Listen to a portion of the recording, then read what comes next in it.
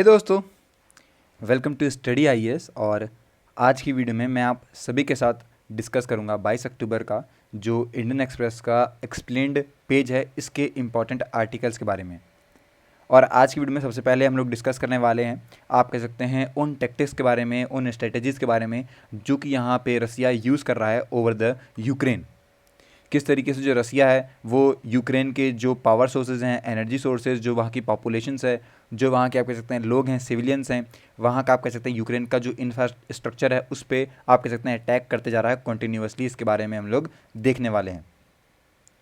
फिर हम लोग देखेंगे दोस्तों, जैसा कि मैंने अभी एक रिसेंटली वीडियो भी कवर करी थी हिंदी इम्पोजिशन के बारे में, वहाँ पे मैंने एक्सप्लेन किया था कि क्या प्रॉब्लम आ रही है तमिलनाडु में हिंदी इम्पोजिशन को लेके। ये सब कुछ मैंने वहाँ डिस्कस किया था। आज का ये जो आर्टिकल है वो भी उसी का है, पर ये थोड़ा एक्सटेंडेड आर्टिकल है। यहाँ पे सब कुछ बताया गया है, प्रीवियसली क्या हिस्ट्री रही थी, किस तरीके के यहाँ पे आप कह सकते हैं केसेस आए हैं, और ना ही केवल तमिलनाडु के अंदर पर और भी ऐसे आप कह सकते हैं स्टेट्स हैं जहाँ पे जब लैंग्वेज चेंज की बात हुई थी तो वहाँ पे आप कह सकते हैं प्रॉब्लम आई थी। तो उन सभी के बारे में हम लोग डिस्कस करेंगे। एंड दोस्तों, लास्ट हमारा जो आर्टिकल रहने वाला है वो रहेगा वायरल स्पेल लवर का। ये आप कह सकते हैं अभी जो क्लाइमेट चेंज की वजह से है उसकी वजह से इसका पेंडेमिक हो सकता है। तो कुछ ऐसी स्टडीज़ हमारे सामने आई है। आज की वीडियो में हम लोग इन्हीं के बारे में डिस्कस करेंगे। तो वीडियो को दोस्तों एंड तक देखिएगा, कहीं पर कोई डाउट वगैरह होता है तो उसको भी आप क्लियर कर सकते हैं। अब चलिए शुरू करते हैं वीडियो को। लेकिन मैं आपको बता दूं कि इस टाइम पे आपको 25% ऑफ मिलेगा 24 अक्टूबर तक, अगर आप लोग हमारा जो कोड है वो यूज़ कर सकते हैं। और कोड आपका यहाँ पे आप कह सकते हैं, देखिए लिखा हुआ है, दैट इज़ DLWHHJ90। तो आप लोग इसे यूज़ करेंगे तो आप लोग को यहाँ पे डायरेक्टली 20% ऑफ मिलेगा। देखिए दोस्तों, 27 अक्टूबर से नए बैचेस जो हैं वो भी स्टार्ट हो जाएंगे, तो आप लोग इसमें एनरोल करके बेनिफिट ले सकते हैं। आप लोग के लिए यहाँ पे सी सेट के लिए भी ऑफर अवेलेबल है, तो आप लोग अक्टूबर 24 तक आप कह सकते हैं ये ऑफर्स अवेल कर सकते हैं हमारा कोड यूज़ करके। और हमारा कोड आप लोग पता है स्टडी आईएएस है।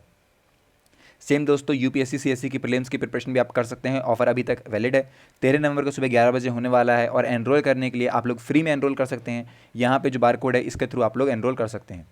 ईपीएफओ की क्लासेस लाइव हो चुकी हैं, पार्टिसिपेट कीजिए। टेस्ट सीरीज अवेलेबल है आप लोग के लिए। 0% की ईएमआई का बेनिफिट आप लोग बहुत इजीली ले सकते हैं। जो कम्पीट ऐप है दोस्तों, ये आप कह सकते हैं लाइव हो चुका है, तो आप लोग जल्दी जाइए और खुद यहाँ पे कह सकते हैं एनरोल कीजिए और चालू कीजिए अपनी प्रिपरेशन को एक बहुत अलग लेवल तक। और बहुत सारे प्राइजेज हैं जो कि आपको मिल रहे होंगे फ्री में दोस्तों। इंटरव्यू गाइडेंस प्रोग्राम में इसका बेनिफिट भी आप लोग ले सकते हैं। अब देखिए दोस्तों, सबसे पहला हमारा आर्टिकल आता है स्कॉर्च्ड अर्थ टैक्टिक्स के बारे में। अब ये क्या है दोस्तों, हम लोग इसको इन डिटेल में पढ़ते हैं। देखिए, अभी जो जर्मनी के चांसलर हैं ओलेफ, उन्होंने बेसिकली क्या कहा है, और उन्होंने अक्यूज्ड बोला है प्रेसिडेंट पुतिन को कि वो लोग यहाँ पे आप कह सकते हैं यूज़ कर रहे हैं एनर्जी और हंगर को एज अ वेपन। तो इसके लिए यहाँ पे आप कह सकते हैं जो जर्मन चांसलर है उन्होंने अक्यूज्ड माना है पुतिन साहब को। देखिए दोस्तों, उन्होंने बोला है कि जो आप कह सकते हैं रशिया है, ये वॉर को जीतने के लिए आप कह सकते हैं कोई भी चीज़ अपना सकता है, और जिसको उन्होंने कहा है that is scorched earth tactics. Okay, अब ये क्या है दोस्तों, इसको मैं आगे बताऊँगा आपको कि क्या चीज़ होती है ये। लेकिन उससे पहले बता दूं मैं कि जैसे कि जो यूक्रेन के प्रेसिडेंट हैं जेलेंस्की भी, उन्होंने भी अपने सिटीजन्स को कहा है कि वो अपनी इलेक्ट्रिसिटी को कम यूज़ करें बेसिकली। और कहीं ना कहीं आप कह सकते हैं जो कॉन्टीन्यूअस यहाँ पे बॉम्बिंग हो रही है फ्रॉम रशिया, उससे भी बहुत ज़्यादा दिक्कत आ रही है। अब देखिए दोस्तों, जो यहाँ पे ये टैक्टिक्स होती है इसके अंदर सब कुछ डिस्ट्रॉय कर दिया जाता है।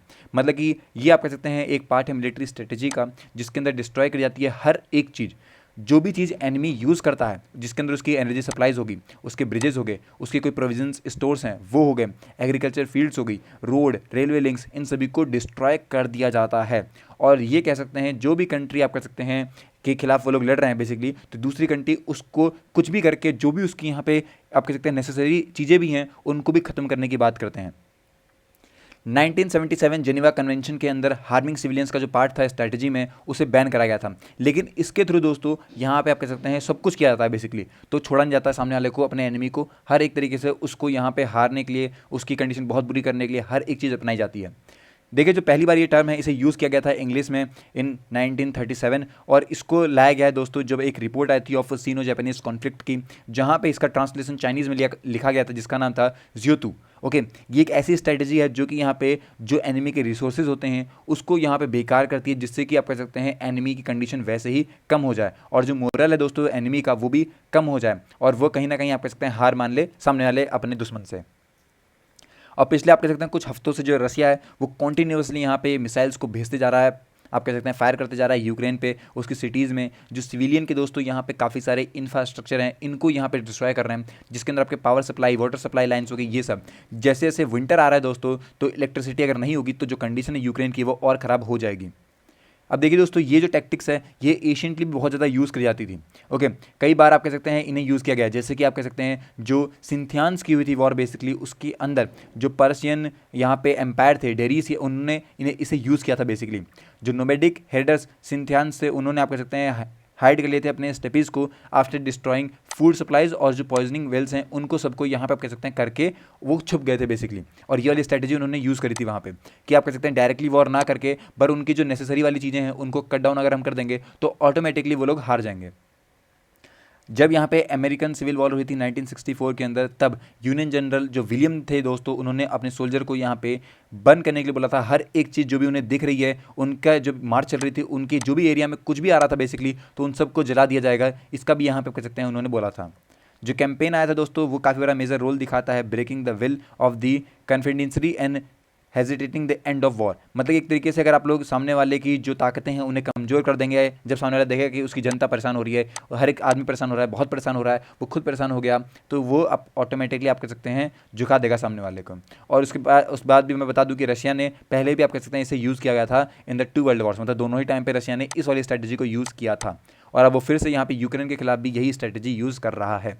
ओके, तो ये सारी बातें हैं जो कि अभी हमें समझ में आती हैं। बहुत जल्दी यहाँ पे विंटर आ जाएंगे, और विंटर जैसे ही आते हैं दोस्तों, उसके बाद यूक्रेन में कंडीशन और बेकार हो जाएगी अगर ऐसी चीज़ चलती रही तो।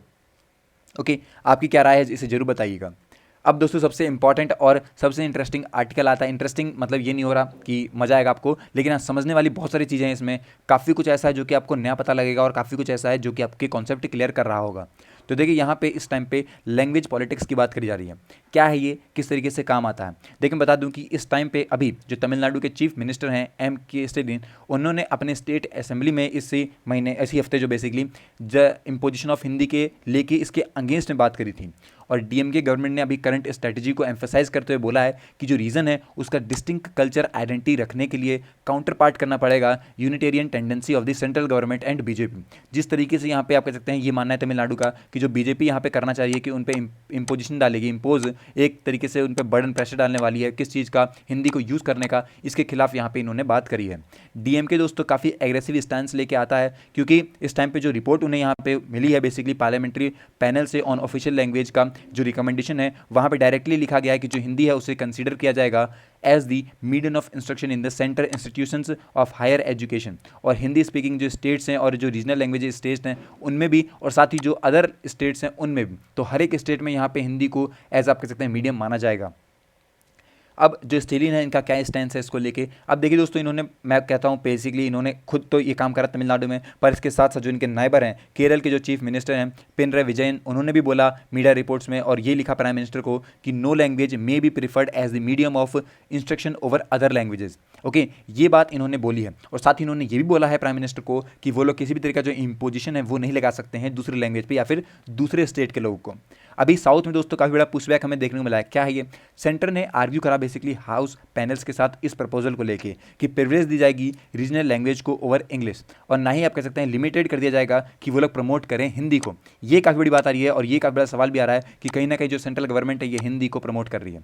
अभी आपको मैं बताऊंगा एक बहुत बड़ा स्टेटमेंट आगे भी आएगा यहाँ पे दोस्तों। यहाँ क्लेम कर रहे हैं कि जो साउदर्न इंडिया है स्पेशली तमिलनाडु और जो केरल वाली जगह है बेसिकली, वहाँ पे क्या हो रहा है, एक लार्ज सेक्शन जो है पॉपुलेशन का वो बिलीव मानता है बेसिकली कि जो हिंदी है वो मेरली एक एक्सटेंशन है of the central government antipathy towards the आप कह सकते हैं federal vision okay of Indian nation state का, जहाँ पे आप कह सकते हैं जो डाइवर्स ट्रेडिशन है उनके फेथ कल्चर लैंग्वेज का, वो यहाँ पे जो भी को एग्जिस्ट करना चाहते हैं या फिर फ्लरिश करना चाहते हैं इसको ख़त्म कर सकते हैं अगर ऐसी चीज़ें चलती हैं। तो ये प्रॉब्लम आई है एक, और इसको इन्होंने दर्शाया है बेसिक तमिलनाडु और केरल के लोगों ने।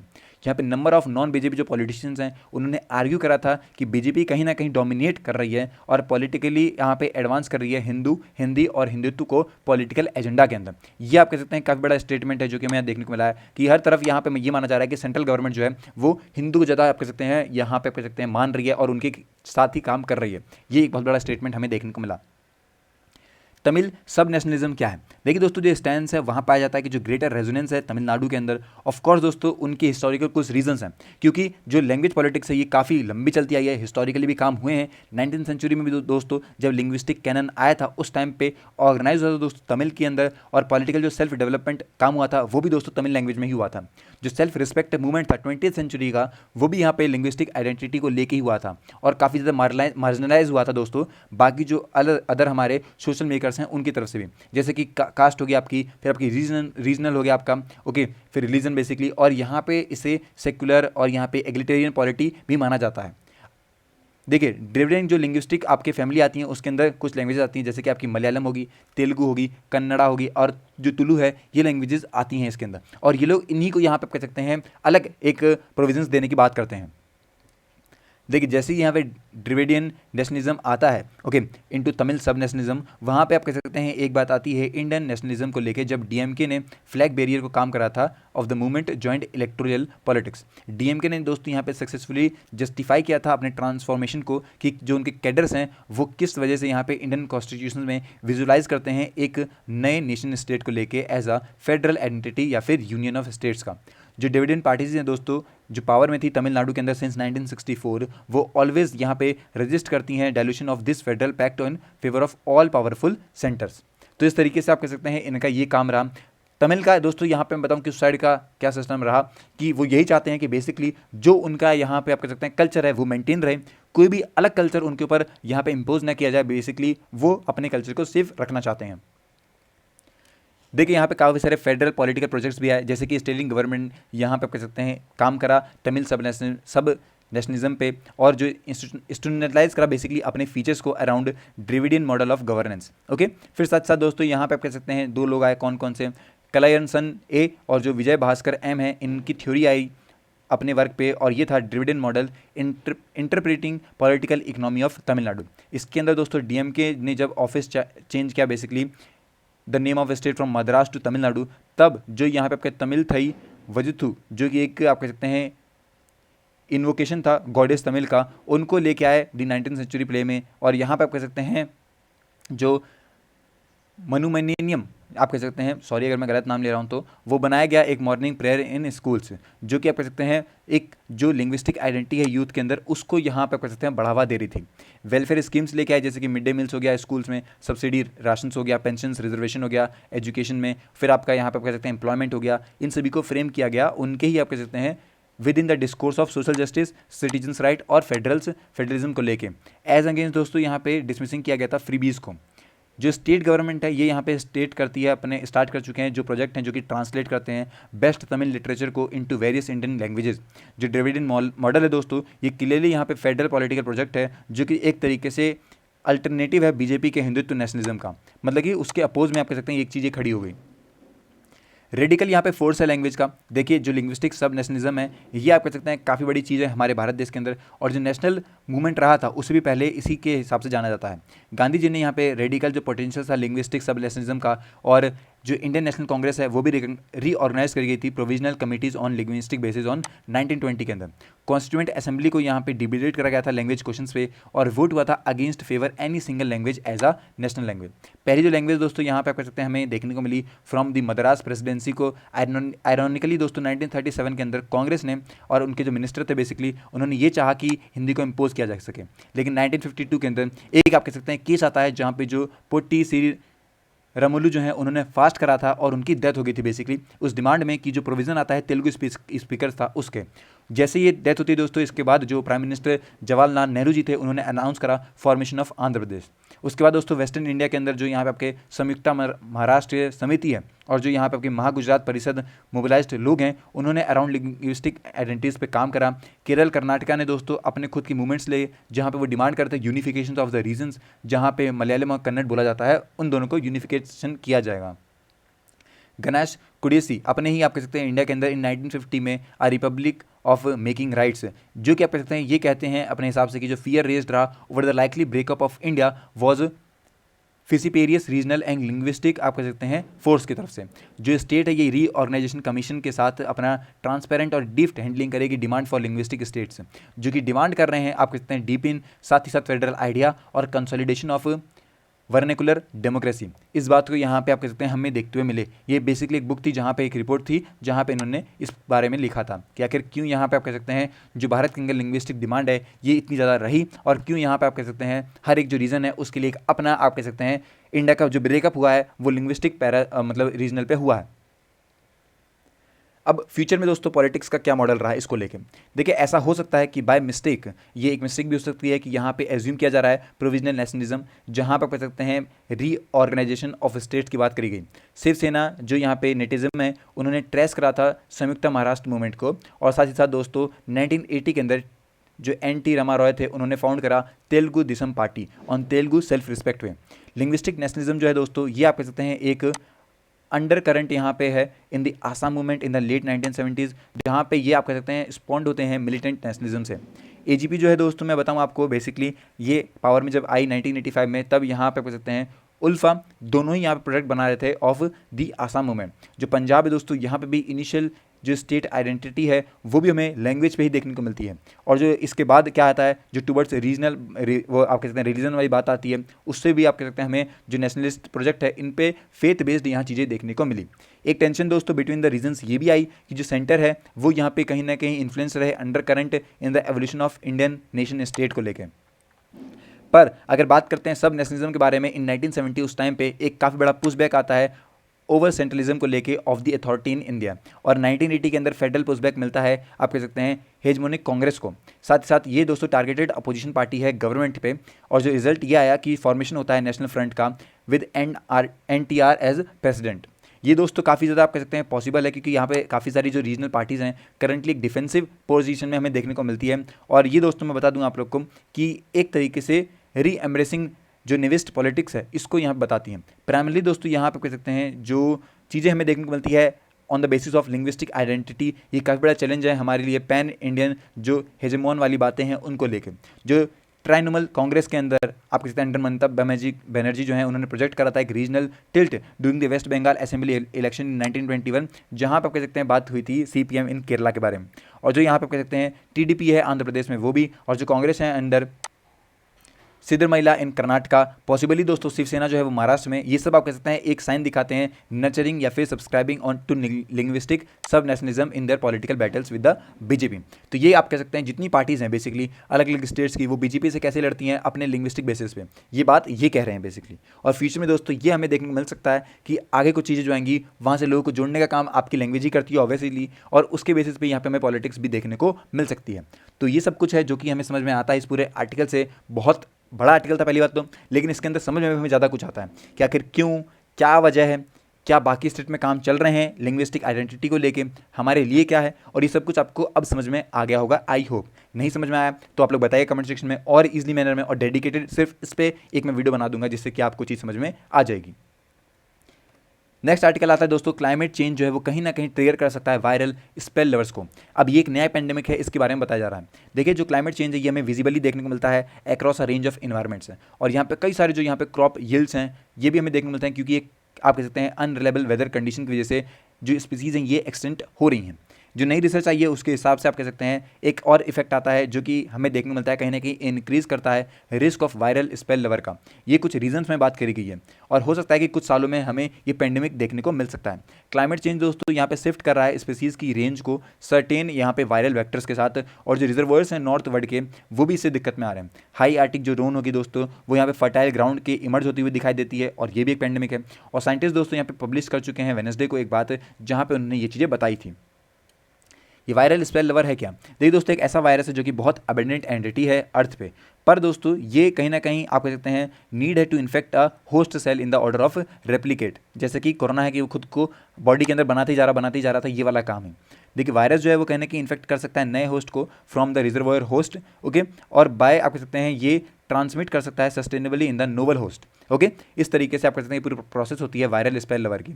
जो स्टडी है ये ऑफ एन आर्टिक लेक, उसके बारे में बताऊं मैं आपको, तो स्टडी ये बोलती है पॉसिबिलिटी है यहाँ पे कि जो वायरल स्पेल लवर है ये इसकी रिसर्च आती है from the university of Ottawa. इन्होंने कलेक्ट करे कुछ सेडिमेंट्स और सॉइल यहाँ पे samples from the lake Hazen in Canada, जो कि लार्जेस्ट हाई आर्टिक लेक है वॉल्यूम में इन द वर्ल्ड, और उस रीजन के अंदर दोस्तों सबसे ज़्यादा फ्रेश वाटर इकोसिस्टम वहीं पर है। जो यहाँ पे DNA RNA की सिक्वेंसिंग करी गई थी जिसे हम लोग ने रिकन्स्ट्रक्ट करा था उस एरिया के, वहाँ पे वायरल कंपोजिशन को लेके, और ये एस्टिमेट लगाया गया बेसिकली जो स्पेल लेवल रिस्क है ये कहीं ना कहीं फाउंड हुआ है और ये चांसेस हैं कि जो वायरस है ये कहीं ना कहीं नए होस्ट को ढूंढ रहा है और बहुत इंक्रीज भी कर सकता है खुद को, जैसे ही यहाँ पे जो ग्लेशियर ये मेल्ट होंगे तब। तो ये एक तरीके से प्रॉक्सी की तरीके से ट्रीट करने वाला है फॉर क्लाइमेट चेंज। जो टेम्परेचर ये इंक्रीज होगा, जो मेल्टिंग है ग्लेशियर्स की ये भी इंक्रीज हो सकती है और कहीं ना कहीं ये काफ़ी बड़ी पॉसिबिलिटी है for previously ice trapped virus और बैक्टीरिया कि वो लोग नया होस्ट पा सकें। अब डिजीज़ पोटेंशियल जो है इसके बारे में बताऊँ मैं आपको, जो रिस्क है और वायरल स्पेल लेवल जो है ये इंक्रीज हो सकता है changes in the environment to at a particular location, जो कि हमें यहाँ पे देखने को मिल सकती है बाय ग्लोबल वार्मिंग। और ये दोस्तों कहीं पर भी आप कह सकते हैं does not in itself mean a higher possibility of viral pandemic there. Okay, ये दोस्तों इसलिए क्योंकि एक और यहाँ पे इंपॉर्टेंट लिंक है इस पूरी प्रोसेस में, एज लॉन्ग एज दोस्तों जो वायरस है और अपने जो ब्रिज वेक्टर हैं ये आते हैं और ये एक्ट करते हैं एज होस्ट्स, ये कहीं ना कहीं लीड कर सकते हैं स्प्रेड। और ये आपको मैं बता दूं कि बेसिकली मल्टीटेनियस प्रेजेंट रहता है एनवायरनमेंट में और ये लाइकलीहुड एक ड्रामेटिक इवेंट से प्रोबेबली और काफ़ी लो भी है। और क्लाइमेट चेंज दोस्तों जो स्पीसीज़ है उसको शिफ्ट में लेके आ सकता है, उसकी डिस्ट्रीब्यूशन में नए जो एसोसिएशन है उनको इमर्ज कर सकता है और कहीं ना कहीं मेडिटेट कर सकता है वायरल स्पेल वर्ड्स को। ये सारी प्रॉब्लम्स जो हैं वो हमें अभी देखने को मिल रही हैं। ओके, तो आई होप कि आपको समझ में आया होगा। थोड़ा जल्दी कवर कर दिया मैंने ये आर्टिकल क्योंकि इतना इंटरेस्टिंग है नहीं। हाँ, आगे जब इसके बारे में और ज़्यादा स्टडीज़ आएंगी, लोग ज़्यादा पढ़ेंगे तो हमें और कुछ पता लगेगा, पर यहाँ पे सिर्फ अभी उस रिसर्च के बारे में बताया है कि क्या वो रिसर्च हुई है और कैसे हुई है। ओके, तो आई होप कि आपको समझ में आया होगा। आज की वीडियो इतना ही, मिलते हैं नेक्स्ट वीडियो में, तब तक के लिए have a nice day and take care.